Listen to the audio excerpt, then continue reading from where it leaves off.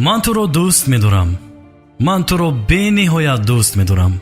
یا اینکه با زبان‌های دیگر می‌تونیم بگوییم که I love you, я люблю тебя و باز دیگر زبان‌ها هستند که این عباره زیبا، این یک احساسات دل با یک خوشنودی گفته می‌شود.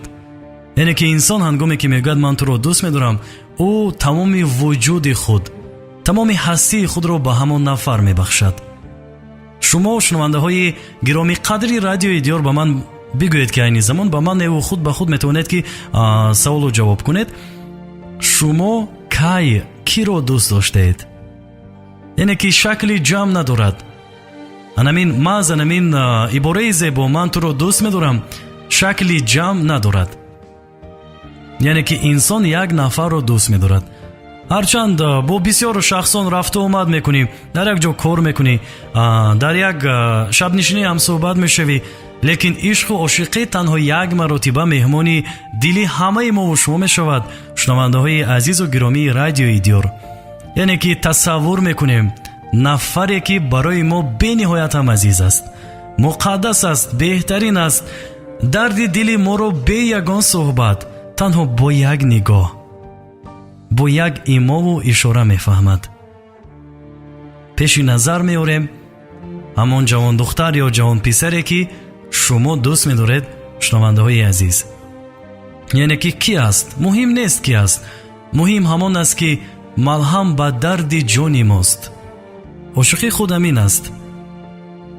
در زمانهای قدیم نیز روایت ها زیاد هستند که یک شاهزاده بیمار می شود و او را بسیار طبیبان میخواهند طبابت کنند، صحت شود، از جای برخیزد و شاه میگوید که تمامی طبیبان مملکت را جمع کنید. همه طبیبان دارو و درمان میکنند، لیکن یک طبیب خیرتمند میبیاد به نزد جوان و میبیند که جوان عاشق است. میگوید نامی دهه ها رو بگوید. همه میگویند که این طبیب دیوانه شده است، این از عقل رفت، بیگانه شد.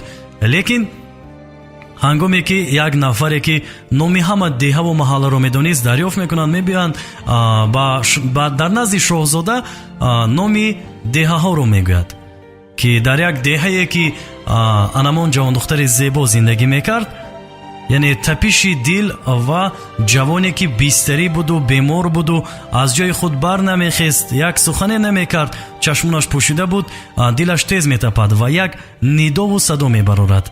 بعدا میگویند که در انمان دیه چند محله باشد، نامی محله ها رو بگو. نامی محله ها رو نیز میگویند. در یک محله که انمان زیبا صنم زندگی میکرد، تپش دل بیمار دیگر میشود. بعدن طبیب میپرسد از زمان دوننده محله و دیه که در انمان جا چند جوان دختر است، نام بر کنید. نام بر میکنند.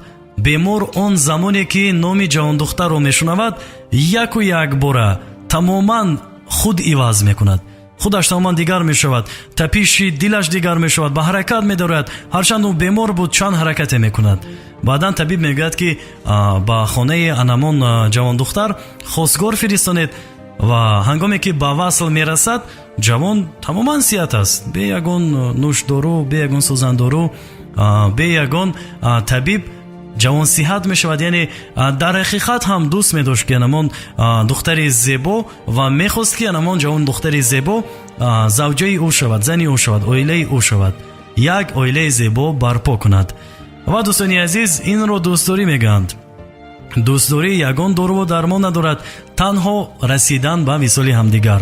و باز همین رو باید بگم که در عصر 21 این حق است و راست، نه همه عاشقان وفادار هستند و این من تو رو دوست می‌دارم نه با یک نفر گفته میشود. این افسوس است.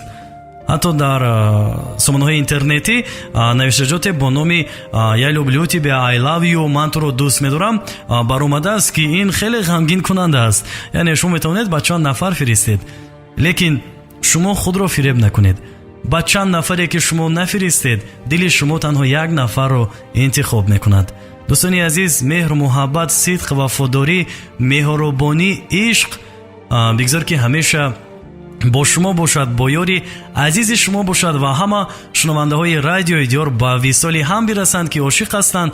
Ҳамаи шуморо ба санаи 14 феврал, ки рӯзи ошиқон аст, табрику таҳниятҳо мекунам ва ба ҳамаи шумо хонадони пур аз хандаву шодиву масрурӣ, хонадоне ки аз ишқу муҳаббату меҳр бунёд мешавад, таманно дорам. аз номи аҳли кормандони радиои Диёр, аз номи кулли кормандони радиои Диёр ва гурӯҳи эҷодии Санҷар Медиа, ки наворгирандаҳои касбӣ ҳастанд, бигзор ки азизони дил шумо тӯй барпо кунед, мо дар хизмат бошем ва наворгирандаҳои касбӣ ин гурӯҳи Санҷар Медиа бошад. ошиқон, ҳамдигарро дӯст доред, ҳамеша ба ҳамдигар бигӯед: дӯст медорам, дӯст медорам, дӯст медорам.